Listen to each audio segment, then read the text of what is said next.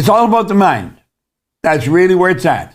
It's happening in here. And it's got to happen inside first if you want it to happen outside at all. Some people are waiting and waiting. I haven't got anything. And they're whining and crying and, and they're waiting for it to come. What they don't understand, what's coming is a reflection of what they're seeing inside. Most people let what's happening now control what they're thinking. They don't like it, and they're waiting for it to change. It'll never change. That's why I say if your goal is to get out of debt, you're going to stay in debt forever. Whatever you're thinking about is coming to you. It's all about the mind, and it's about your mind, not mine, yours. We're talking about you.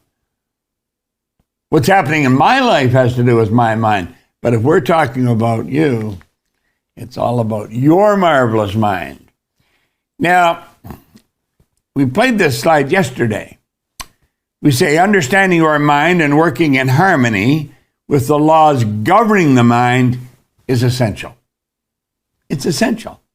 And if you're not following it, you're toast, baby. That's just the way it goes. Now look it. We talked yesterday about paradigms. Let's stop and think about what it is. It is a program. You have programs in your computers. You have a program in your phone. There's all kinds of programs in this phone. Do you know there's more power in this computer that's in this phone than the rocket that took the first astronaut to the moon? There's more power in here, in this phone. Think of what we're working with. That's the change that's taken place since then, you see. Well, just the same as the power in here works, or the power that's pulling these slides up on the screen with me, you've got programs in here. And it's controlling your bank account. It's controlling the health of your body. It's controlling your relationships. It controls everything in your life. It is a mental program that has almost exclusive control over our habitual behavior. And you got to get this straight. Almost all of our behavior is habitual. What do you think of that, Al? Play with that for a little while. Yeah, look here. Most people are extras in their own movie. They never see themselves playing the game. It's always someone else. It's rather strange, What do you really want? Now, this is a time to think of what you want. We're coming up on Christmas and, all the religious holidays. And this is where you ask Santa, the gods in the sky we call Santa, please bring me this, please bring me that. As little kids, we're taught, this is what I want. But we're not taught as we go through the year that we can really have everything we want. All we have to do is ask for it.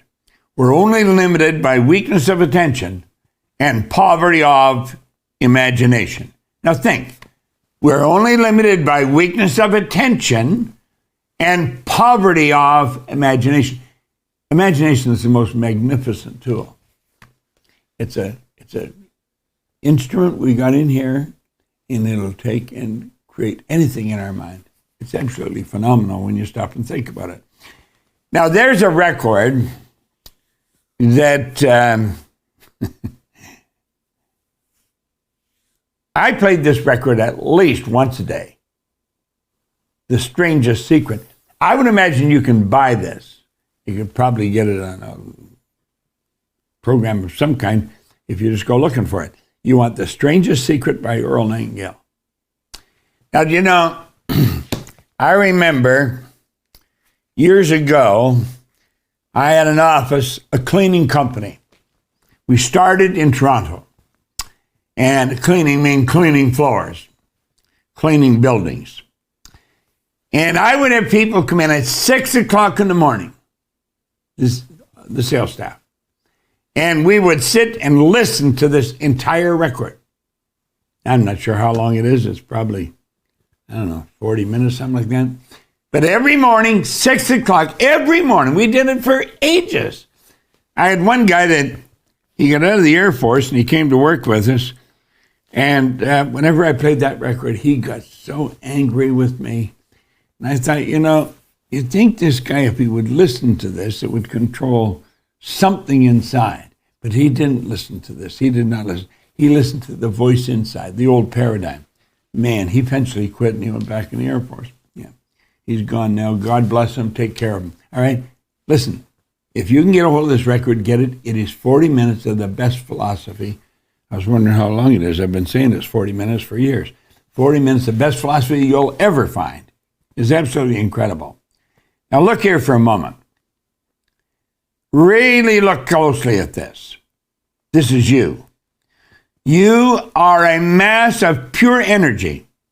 Like everything, you function on frequencies, and you can experience greatness. All you have to do is get on a great frequency. And you're controlling the frequencies. God, this is so good. Now look it. We played this before. Let's look at the mind and paradigms, because this is where attitude is. Now, you see, if you're letting it bother you that, well, didn't you play this yesterday? I did play yesterday. And for myself, I played the day before and the day before and the day before. Now, look, I earned millions of dollars, literally. I'm really a pretty happy guy. I'm 87. I'm still going strong. And, I'm living exactly the way I want, doing what I want.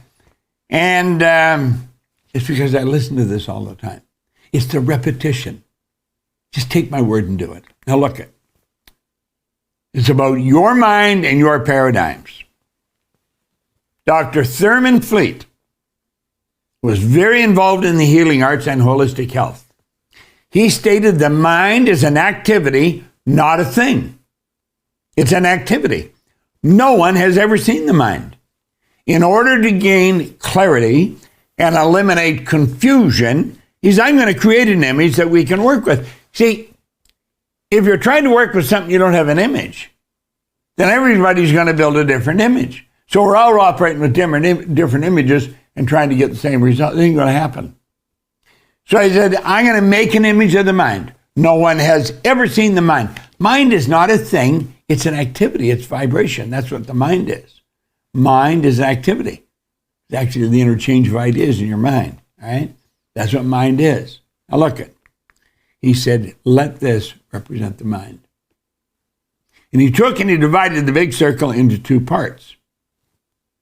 And he said, we will make the top half of this big circle the conscious mind. And right above the conscious mind, you have the subconscious mind. And the mind operates and expresses itself with and through the body. The body is the instrument of the mind. Now, I have put this, every time I show this for the first time, I have put this statement on. This is the most valuable idea I have ever learned, ever in my entire life. Now, it's about this idea I want to talk to you about. I'm going to play a record. I want you to listen to this record. This is very valuable. This is a record. Okay? Hello, this is Earl. The magic word is the best for people. Whoop-hoo. Hello, this is Earl Nightingale. In this recording, the magic word is the first of 12 you'll receive in this series titled How You Can Lead the Field in the Modern World. Before we start, I'd like you to know that I'm not going to try to tell you how to live your life. That's none of my business, nor is it anybody else's business. That's your business. Nor is this Lead the Field program a collection of pleasantries, platitudes, or Pollyanna. It is a summation of more than 20 years of research on one subject, and that is, why do some people do so well in life, while so many more do not? And the first thing let's talk about is the magic word. The experts call it the most important word as far as the results we get from life are concerned in this or any other language. And that word is attitude. Now it is our attitude toward life, which will determine life's attitude toward us. Let's face the fact honestly that we shape our own lives, and the shapes of them will be determined by our attitudes. Now,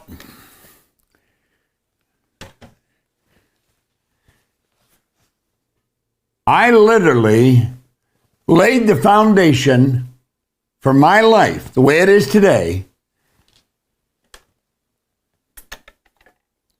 listening to these records. As he said, there's 12 of them. I literally laid the foundation for the life that I enjoy today. I have a phenomenal life. I'm telling you, it's an enviable life. It is so good, and it keeps getting better. I would listen to these over and over and over again. Now, this is, it's one of the best. This is a program that that you could get and listen to anywhere. We've got the whole thing. We've got it all designed as I worked with it. Every word on here is on there. If you send an email to Arash, A-R-A-S-H, in the company, and tell them you want to get this program, I'm going to tell you it's the best program you'll ever find. I literally built my company on this. I could take you to thousands of people that'll tell you best program in the world, and it really is.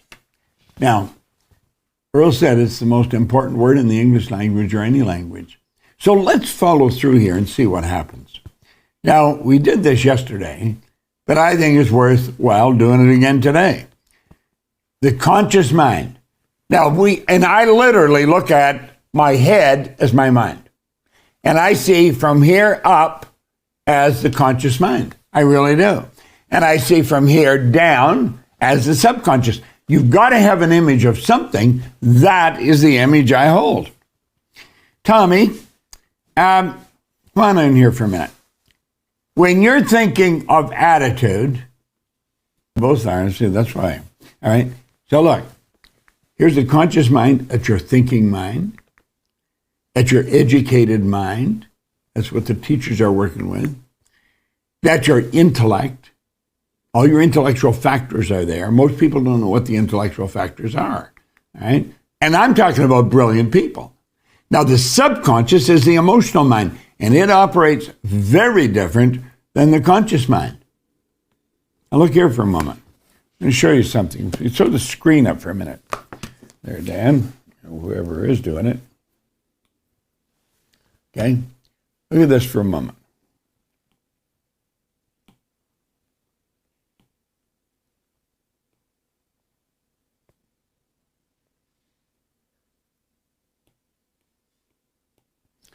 Now,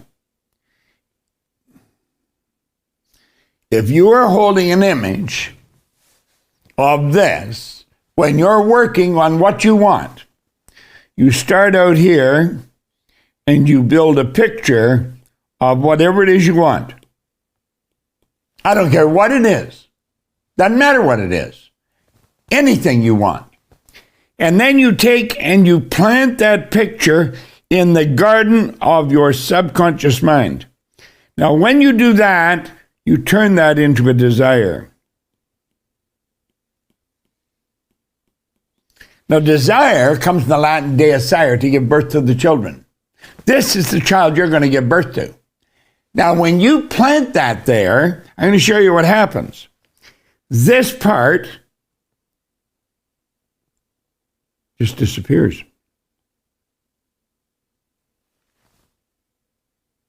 This, then, is attracted to everything and anything in the universe that's required for the manifestation of this idea. It could be something up here. Could be something up here. Here's something here. Down here, down here. Do you know that every one of them begin to move toward you? Now, here's the crazy part. I remember many, many years ago, Earl Nightingale say, as you start to move towards your goal starts to move toward you. I thought, this is absurd. Of course, I'm seeing a car that I want, and I'm moving towards the car. Well, I could get that, but how the hell is the car going to move towards me? Never got it. Took me years to understand this. However, I understand now, your subconscious mind is your universal subconscious mind. This is the universe that you're tapped into. Now, that may sound preposterous, especially if you've just started to study this. Take my word for it. I've been studying this for over 60 years. This is all I study. I am very good at this. I'm not much good at anything else, but I'm very good at this. Now look at everything that you need for the manifestation that goes already here. You got to believe nothing is created or destroyed. It's all done. The job is done. And when you plant that idea in subconscious mind, it then resonates with all these things. Why? Because it's on the same frequency. What happens if I phone you? What happens when I phone you? I've got your number in here. I can dial your number, and it doesn't matter where you are, I'm hooked up to it. This could be your number out here. And I hook up to your number. Then I attract it, and we get talking. You could be over in Kootakinnabaloo, and I'm sitting in Toronto. And we're connected because we're on the same frequency. Well, you see, everything that's on the same frequency as your desire instantly begins to move toward you. Now, you're going to see that attitude plays an enormous part here. Let's get rid of that for a moment and come back here. Put it back up on the screen. All right? Now, the conscious mind has the ability to choose. How come? Because it can think. It can think. So we can choose. Okay? I'm going to get the wrong thing going here.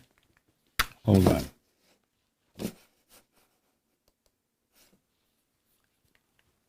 There. Conscious mind can choose because you can think. The conscious mind can accept or reject. Now that is pretty big when you stop and think about it. The conscious mind can accept or reject. When some dumb idea comes your way, you don't have to accept it. When somebody said something crazy, you can reject it. You don't have to accept what people say. And you don't have to tell them that you rejected it. Just think this dummy and reject it. Okay? Now here's something else about the conscious mind. It has the ability to originate. You are a creative being. You are God's highest form of creation. Now let's look at the subconscious. It operates totally different than the conscious mind. It must accept everything you give to it.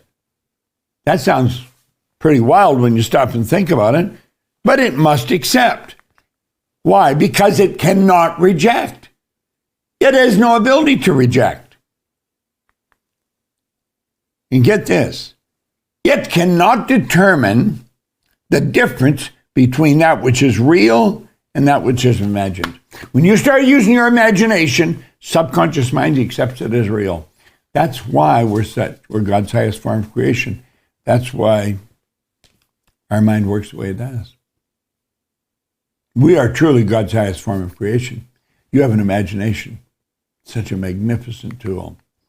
It really is. So let's look now. Just with that information that we've got. Here we are here. Today. Not when I first heard this. Not when Truman Fleet first thought of it. It's today. And there's ideas from social media, from other people, and from Netflix. It's pouring into our consciousness. And we're listening to it and we think this is garbage. Absolute garbage. If I let this into my subconscious mind, I'm doomed. So what do? Get out of here. And I can make it go away. Just, but you know something? Most people don't do that. You know what their problem is? They don't think. Albert Schweitzer, the great doctor from Africa, he was visiting London. This is right at the start of The Strangest Secret. He was one of the reporters was interviewing him, asked him what the problem was with men today. The problem is they don't think. They don't think. You see, instead of telling that stuff to get out of here, you know what they do? They leave it inside and look it. When they're not thinking, their subconscious mind's wide open. It goes right into their subconscious, and the subconscious cannot reject it. You see why it's such a mess? Why can't it? Because of the paradigm. Now, how did this actually happen? How did the paradigm get built? Well, let's take a look at it. We'll close the window here, and we'll come over here. This is you as an infant. This is how you arrive. But let's talk about before you arrive. Let's talk about, we'll go back about 280 days at the moment of conception. Okay? Now think. When a little bit of energy from mom and a little bit of energy from dad come, boom, together, that forms the nucleus of you. All mom's DNA, all dad's DNA joins together. Now it becomes your DNA. Do you know that there's genetic strains that go back for generations? We don't even know how far it goes back. And that's all built into you. It's all built. It's going to determine where you're going to go and what you're going to do. This is absolutely wild when you think about it. I've been thinking about it for a long time. I see so many things my sister does, and I think, my God, she's just so much like mother. But you know something? I see things I do. They're just so much like mother. Yep, we get programmed. The subconscious mind, when we arrive, has a program that's already written. It came from mom and dad, their mother and dad, their mother's mother, mother and dad. It goes back and back and back a long way.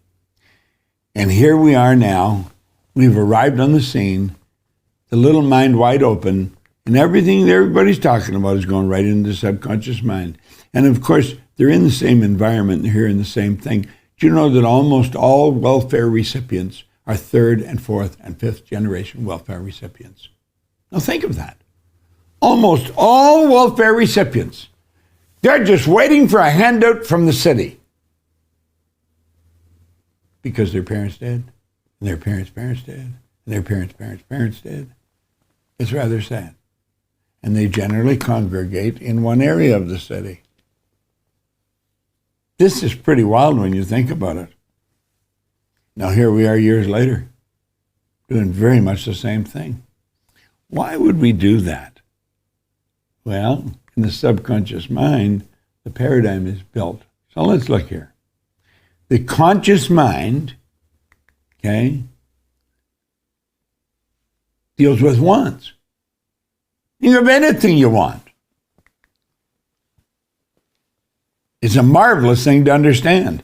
And when we impress that upon the subconscious mind, through repetition, that idea turns into a desire.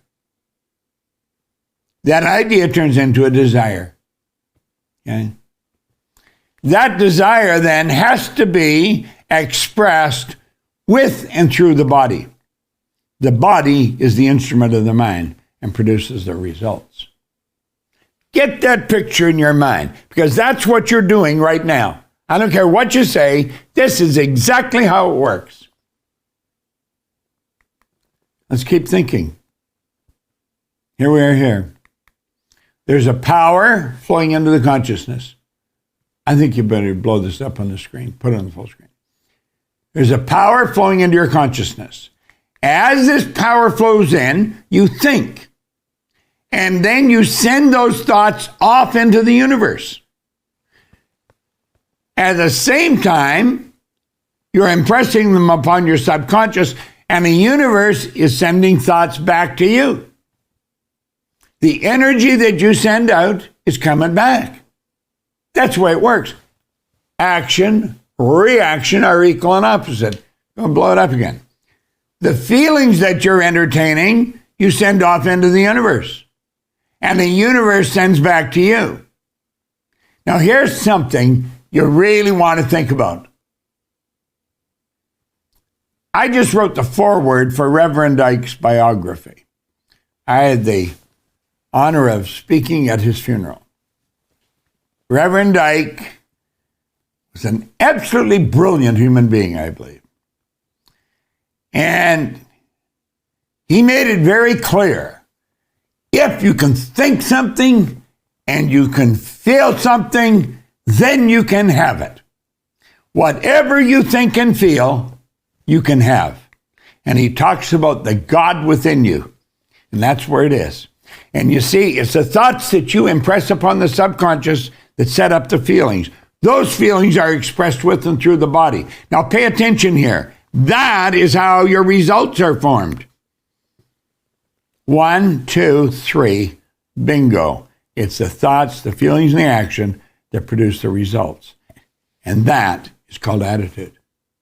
Attitude is your position or bearing is indicating thoughts, feelings, and actions. I'm going to tell you, if your attitude is bad, you are in for trouble. The beautiful truth is, no one can take control of your attitude without your permission. You have the ability to deal with the attitude yourself. You actually do.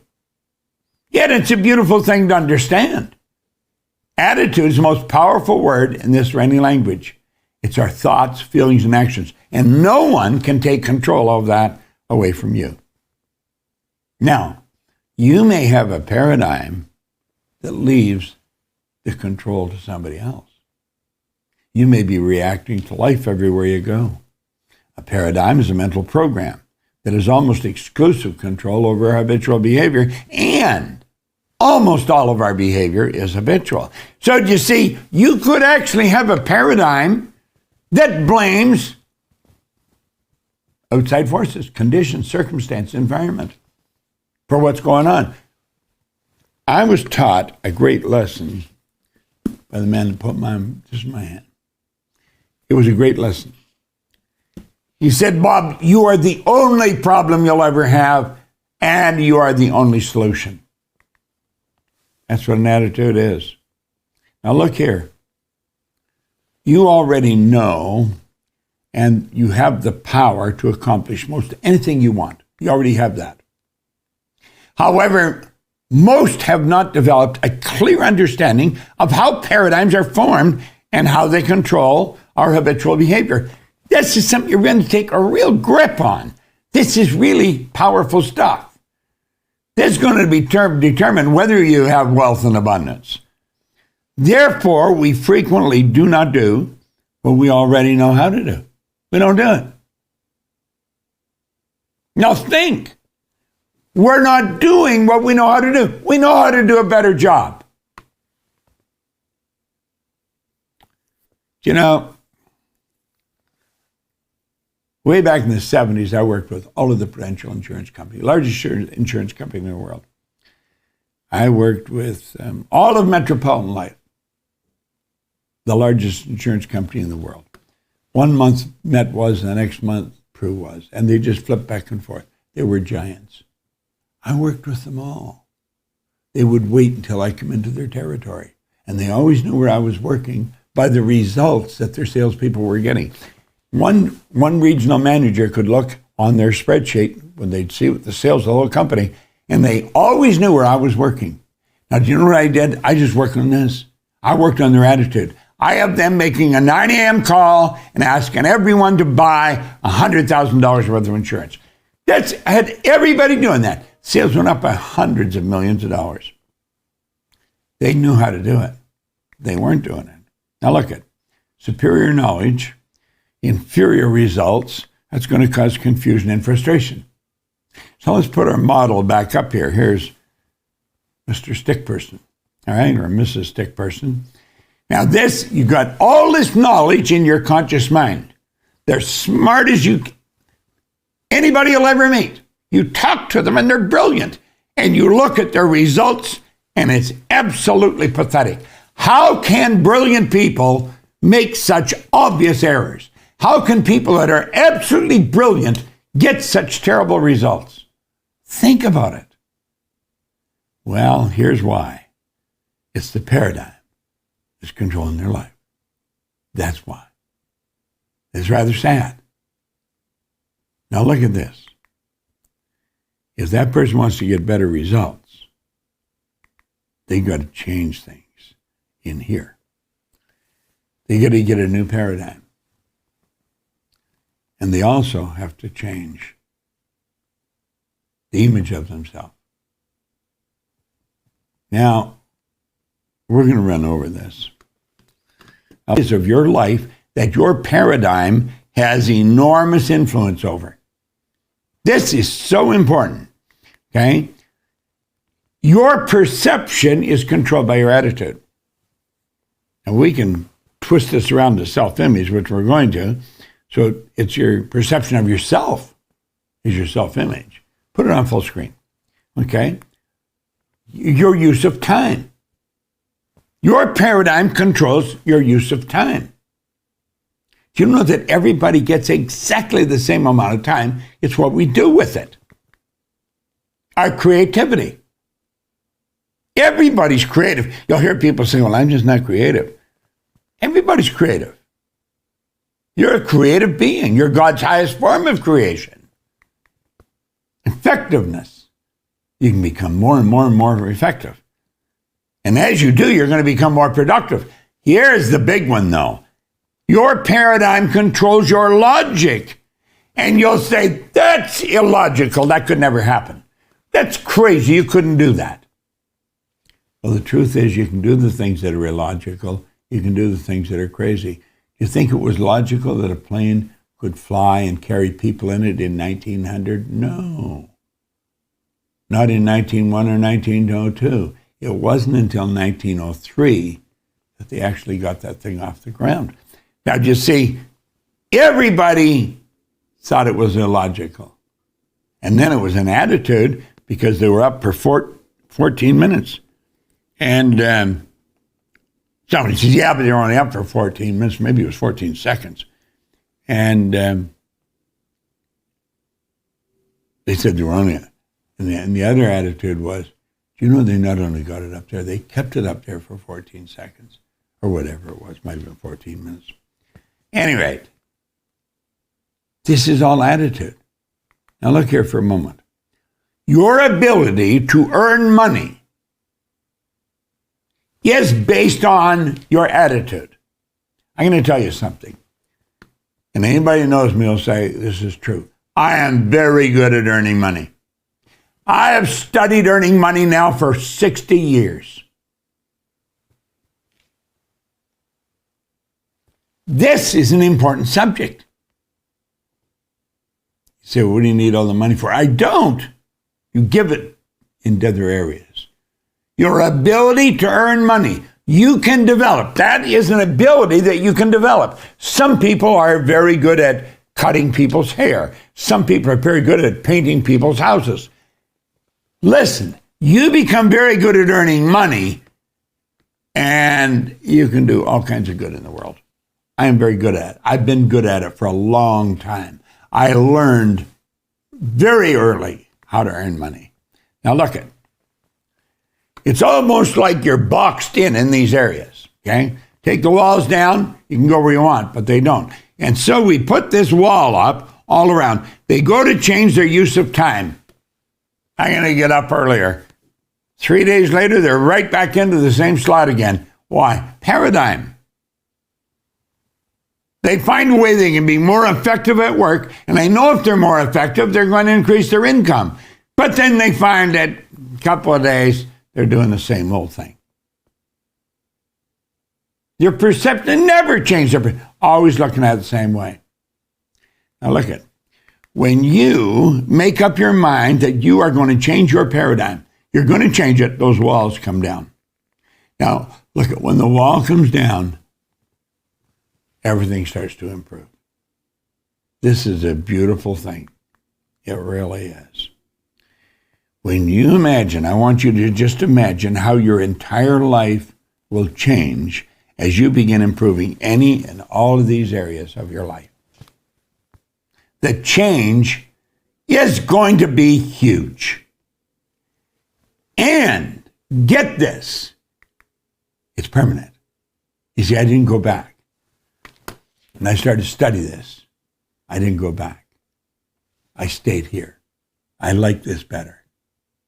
I didn't go back mixed with the people who are always complaining, always losing. I stayed with the people who are always winning. And that's what I'd recommend you do. So the changes are not only huge, they're permanent. It's a beautiful thing to know. Now let's imagine you just change your use of time. Wow. Could you change your income? Well, in both Prue and Met, when I had them making 9 a.m. calls, sales went up by hundreds of millions of dollars. In fact, there was a gentleman, Rudy Michaud. He was a good man. He is a good man. He was a friend of mine. He was the senior vice president in the Metropolitan Life Insurance Company. I worked with him when he was a president, or just senior. He was the vice president of the Eastern Territory, all the East Coast. Then he became vice president of about 40% of the company. I did a lot of work with them. Now I'm going back to the early 70s, mid 70s. His daughter saw me on television one day and she says, "Dad, I think that's the guy that used to work with you." I very looked and he says, "Yeah, it is." So he sent a message to our company, and one of the administrators in the service area got it and sent it on to me and asked if I would phone him. He said, "Bob, I just wanted to thank you for the good work you did for me 25 years ago." Not too many people get a call like that. That's how good it was. And this is what we were teaching. This is what we were giving everybody. You can't get better information than this. I don't care where you go. And we talked about this yesterday. Einstein said the intuitive mind is a sacred gift. The rational mind is a faithful servant. We have created a society that honors the servant and has forgotten the gift. And you take a look at your gifts, there they are. They're the intellectual factors. Now look here for a moment. Let's stop and look. Here we are here. There's the mind and there's the body, okay? We'll take and divide it into two parts, okay? There's the conscious mind and there's the subconscious mind. Now, the conscious mind, we have hooked up to it all our sensory factors. You can see, hear, smell, taste, touch. And they're like little antennae sitting there plugged into our conscious mind. That is where almost all the information comes from, our outside world. We look at newspapers, we watch television, we listen to people as they talk to us, and it's coming into our mind. And since our mind is usually wide open, going right to our subconscious, we've got to stop and begin to think. Let's understand this. The conscious mind is also your intellectual mind. And all those powers you've got locked up here: perception, the will, imagination, memory, intuition, and reason. But we learn nothing about them. School doesn't teach us anything about these. And so what happens? Here they are, sitting there, the most valuable tools you've got, sitting right there in your consciousness, and we never learn how to use them. Never learn how to use them. I was having Patty, my designer, make me a couple of signs for a friend of mine. Intuition is most important. Okay? And your intuition is your most. Intuition is God talking to you. That's right. That's spirit talking to you. Comes in the form of a vibration. Now, your conscious mind has the ability to pick up vibration and translate them in your mind. You can do that. It's so good. Do you know, I can walk by a person in a hotel and I can tell you exactly what they're like. I can walk into a boardroom where we're sitting down to maybe sell a company our services, and I know what everybody at the table is like. I know whether they operate from the left hemisphere of their brain, and I should ask them, what they think of what I'm talking about. Or I see somebody else sitting there, and I know they operate from the right hemisphere of their brain, and I ask them, "How do you feel about this, Harry? What do you think about this, John? Mabel, how do you feel about it?" You see, there is this distinct difference. Some people operate more from the emotional side. Other people are very analytical and they operate from the other side. Well, let's understand how all this works, because we've got all this power locked up in our consciousness. And we've got to understand that when a person tells us they're going to change something, odds are pretty good they're not going to change it, because their paradigm is controlling them. Now look here. It's with these higher faculties that we can tell the paradigm to get out of town. And then we can take and build a new paradigm. Now that's a beautiful thing to know. Look at, your emotional mind is where the paradigm is. But you have the ability, with these higher faculties, They give you control over yourself. With these higher faculties, you can tell the paradigm, get out of town. Then you can go ahead and you can build a brand new paradigm. So you know what you're doing? You're building a program in your subconscious mind that's going to have you doing things that produce results all the time. That's the beautiful thing about studying this material. You see, it was through listening to these recordings that I changed my paradigm. Do you know it took me 9.5 years to find out what I had actually done? I'd gone from being flat broke to earning millions of dollars. How do you do that? Well, this is how you do it. My life changed so much, I really couldn't understand it. And it was because I was listening to these things all the time. See, it's it's not the information. It's the repetition of the information. The repetition of the information. Throw that screen up there again, Dan, or Tom, whoever's running. I don't know who's doing it. All right? Now look here for a moment.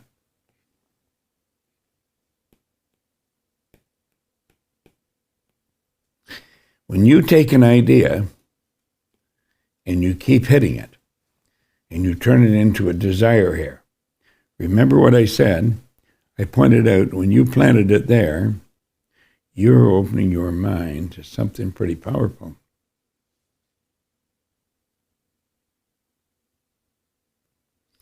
Now, when you plant it, you are hooking up to everything that you're in harmony with, okay? All these parts here. And they start to move toward you. Now, one of the secrets is to focus. You want to focus on that idea, and you want to stay emotionally involved. So you continually give energy. See, there's a power flowing into your consciousness. We'll take that one and put it out of the way. Okay. And now look, there's power flowing into your consciousness. Always. It never stops flowing into your consciousness. Okay? And you make ideas. Well, the repetition of you planting that idea over and over and over gives the idea more power. The more often you focus on that idea, the more power you give to it. The more power you give to it, the stronger the attraction becomes. The stronger the attraction becomes. Focus is really the key. Let's suppose there's a sign on that wall way over there. It's about 20 feet away. And I want to read that sign, but I can't read it because the room's dark. So I get a candle and I light the candle. I may be able to see there's a sign there, but I couldn't read what's on it because there's not enough candle power. But let's suppose they turn the candle power into a flashlight. That candle power then is focused. It's dedicated and is disciplined. Then I can read everything on the sign. So do you see, it's important that you keep listening in the repetition.